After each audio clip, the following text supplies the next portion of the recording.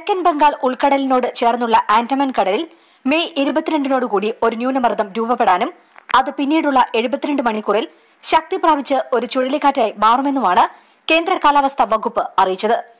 ന്യൂനമർദ്ദത്തിന്റെ പ്രതീക്ഷിക്കുന്ന സഞ്ചാരപഥത്തിൽ കേരളം ഉൾപ്പെടുന്നില്ല.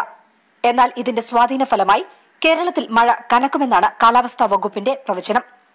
ആൻഡമാൻ കടലിൽ രൂപമെടുക്കുന്ന ന്യൂനമർദ്ദം പിന്നീട് ചുഴലിക്കാറ്റായി 26-ന് പശ്ചിമബംഗാൾ ഒഡീഷ തീരത്തേക്ക് എത്തുകയും ചെയ്യും.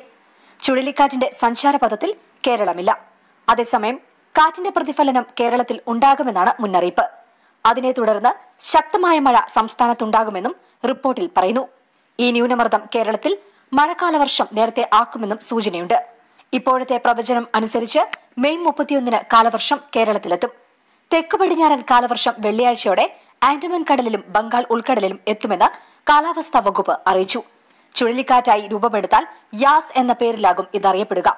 ഒമാനാണ് യാസ് എന്ന പേര് നിർദ്ദേശിച്ചത്.